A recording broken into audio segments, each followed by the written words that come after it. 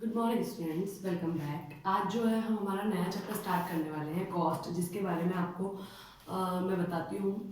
Basically production में cost का जो है रिलेशन होता है। देखिए कि जब मैंने आपको बताया था कि हम प्रोडक्शन स्टार्ट करते हैं, किसी भी चीज़ का हम प्रोडक्शन करते हैं, तो there are 5 type of factor of production जो हमने देखे थे: land, labour, capital, organisation, management और ये लैंड, लेबर, ऑर्गेनाइजेशन, कैपिटल और मैनेजमेंट, 5 हमने देखे थे। ठीक है, तो जो आप प्रोडक्शन में जब भी गुड्स और सर्विसेज आप बनाना स्टार्ट करते हैं, जब स्टार्ट करते हैं तब से लेकर जब तक वो सेल नहीं हो जाती, तब तक आपको बहुत सारे खर्चे देखने होते हैं। चाहे वो लेबर का हो, चाहे वो लैंड का हो, चाहे वो इंटरेस्ट पे करना हुआ, चाहे सैलरी पे करना हुआ। तो ये जो सारी चीज़ें हैं, इनको सबको मिलाकर जो हम एक तैयार करते हैं, वो डेटा जो होगा वो हमारा कॉस्ट होगा। बेसिकली प्रोडक्शन को बनने से लेकर एंड तक जो भी खर्चा आता है उसे हम कॉस्ट बोलते हैं। ठीक है, देखिए कॉस्ट क्या है।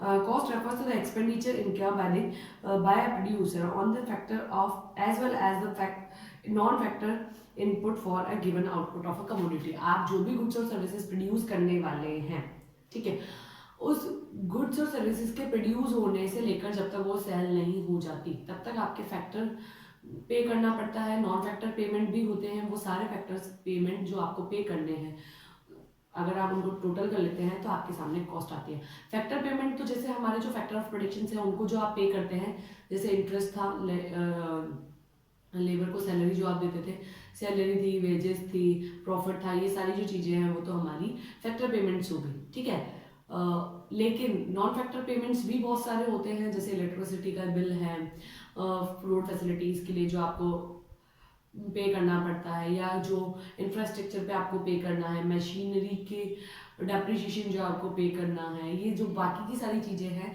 वो हमारे नॉन फैक्टर पेमेंट्स में आती है। इन सबको जब आप इंक्लूड करते हैं फैक्टर पेमेंट और नॉन फैक्टर पेमेंट्स को, तो आपके सामने जो भी पेमेंट आएगा, या हम कह सकते हैं जो भी टोटल आएगी, वो हमारी कॉस्ट होगी। ठीक है, तो कॉस्ट भी जो है वो अलग अलग तरह की होती है। एक्सप्लिसिट्स होती हैं, इम्प्लिसिट्स होती हैं। तो they are 2 type of cost. First is explicit and the second one is implicit. Explicit क्या है? It is the opportunity cost of purchasing input for the market. अगर आप कोई भी चीज मार्केट से लेके आते हैं तो वो होगी आपकी एक्सप्लिसिट। बेसिकली गुड्स और सर्विसेज जब हम बनाते हैं तो कुछ चीज़ें जो है हमको मार्केट से लानी पड़ती है, जिसके लिए आपको डायरेक्टली पे करना पड़ता है, और बहुत सारी ऐसी चीज़ें होती है जिसके लिए हमको डायरेक्टली पे नहीं करना पड़ता है।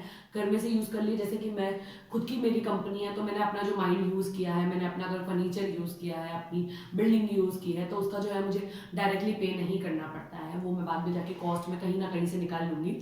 बट अगर मैं उसके लिए डायरेक्टली पे नहीं करती, जो मुझे मार्केट से परचेज करके नहीं लाना है, वो हमारा इम्प्लिसिट होता है। तो देखिए एक्सप्लिसिट क्या है? It is the opportunity cost of a purchasing input for the market. अगर आप मार्केट से कोई भी इनपुट परचेज करके लाते हैं प्रोडक्शन के लिए, तो वो आपकी एक्सप्लिसिट होगी। इम्प्लिसिट क्या है? It is the opportunity cost of using self owned inputs, यानी कुछ ऐसी चीजें जो हमारी खुद की होती है, जिसके लिए हमको डायरेक्टली परचेज नहीं करना पड़ता है, डायरेक्टली पे नहीं करना पड़ता है। बेसिकली मैंने आपको अभी भी बताया कि जैसे कि मेरी एक स्कूल ओपन करी है मैंने। स्कूल ओपन करने में जो है मेरे घर की ही बिल्डिंग इतनी बड़ी थी कि मुझे उसके लिए बाहर से कुछ नहीं मांगना पड़ता है, या बाहर से कुछ खरीद के नहीं लाना पड़ता है, किसी की जमीन मुझे ओन नहीं करनी है।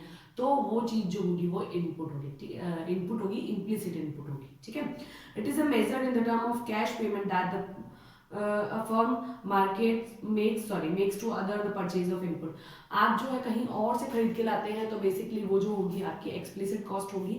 अगर आप अपने ही घर से किसी चीज को निकालते हैं, जैसे कि मतलब मैंने फर्नीचर जो है अपने घर से निकाल दिया है, और हम कह सकते हैं कि जैसे मैंने अपनी ही जमीन को काम में लेकर उसको जो है वहाँ पे बिल्डिंग बनाई है, तो वो भी जो है वो मेरा इम्प्लिसिट हो जाएगा। ठीक है, जब आप बाहर से कुछ लाते हैं, तो जैसे वेजेस अगर आप पे कर रहे हैं तो वो एक्सप्लिसिट हो जाएगी। और इम्प्लिसिट अगर वेजेस नहीं पे करते हैं, बिल्डिंग जो है वो आपकी ही है जो यूज आ रही है, तो उसका आपको रेंट पे नहीं करना है, तो वो इम्प्लिसिट हो जाएगा। तो basically they are 2 type of cost. First is explicit and second one is implicit. Explicit जो है वो आपकी ऐसी कॉस्ट है जिसके लिए आपको डायरेक्टली मार्केट से परचेज करके लाना पड़ता है, डायरेक्टली पे करना पड़ता है। इम्प्लिसिट जो है उसके लिए आपको डायरेक्टली पे नहीं करना पड़ता, उसको मार्केट से परचेज करने की जरूरत नहीं होती। ओके, एग्जाम्पल्स मैं आपको दे चुकी हूँ।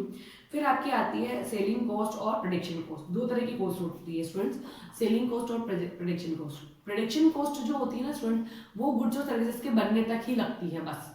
सेलिंग कॉस्ट गुड्स के जब तक बिक नहीं जाती तब तक और भी बहुत सारे खर्चे आते हैं, उनको भी इंक्लूड किया जाता है। बेसिकली प्रोडक्शन कॉस्ट का मतलब ये हो गया कि गुड्स और सर्विसेज के बनने तक का खर्चा।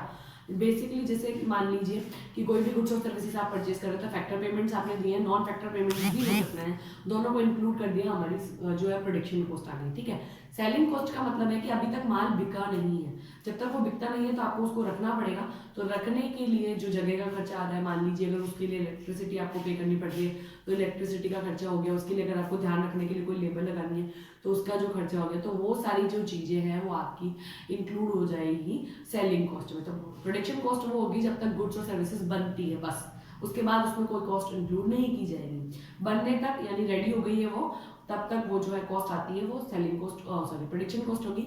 और सेलिंग कॉस्ट जब तक वो बिक नहीं जाती उसके बाद भी जो आपको खर्चे उठाने हैं, जैसे कि एडवर्टाइजमेंट का खर्चा हो गया, उसकी रखने के खर्चा हो गया, और अगर वो रख कहीं पर जो आप उसका ध्यान रखने के लिए किसी पर्सन को लगाते हैं तो वो खर्चा हो गया। ये सारी जो चीज़ें हैं वो सेलिंग कॉस्ट में इंक्लूड हो जाती है। ठीक है, अब कॉस्ट जो होती है वो हम 2 टाइम पीरियड में मेजर करते हैं, एक शॉर्ट रन में, एक लॉन्ग रन में। तो बेसिकली आपको ये चीज़ें जो है मैं आपको पहले से बता चुकी थी कि शॉर्ट रन और लॉन्ग रन होता है क्या है। शॉर्ट रन जो आपका टाइम पीरियड जिसमें कम होता है, तो शॉर्ट रन कॉस्ट क्या होती है ये हम देखेंगे। Short run is a period of time during which some factor are fixed and some are variable. मैंने आपको बताया था कि जो शॉर्ट टाइम होता है वो हमारा कम समय होता है जहाँ पर फैक्टर ऑफ प्रोडक्शन जो होते हैं कुछ तो चेंजेबल होते हैं और कुछ नॉन चेंजेबल होते हैं। According to short run cost have 2 components. हम देख सकते हैं कि हमारे जो कंपोनेंट्स होंगे वो 2 तरह के होंगे, फिक्स्ड भी होंगे और वेरिएबल फैक्टर्स भी होंगे। तो दोनों ही आप यहाँ पर यूज करते हैं। तो हम यहाँ फिक्स्ड को और कॉस्ट को और वेरिएबल कॉस्ट को लेकर जब कुछ बनाएंगे तो वो शॉर्ट रन जो होगी कॉस्ट होगी। ठीक है, इसके आगे का जो है हम नेक्स्ट में पढ़ते हैं। तब तक मैंने जो पढ़ाया है वो आप पढ़ दें, अगर आपको कोई प्रॉब्लम आती है तो आप पूछ सकते हो। Okay students, thank you.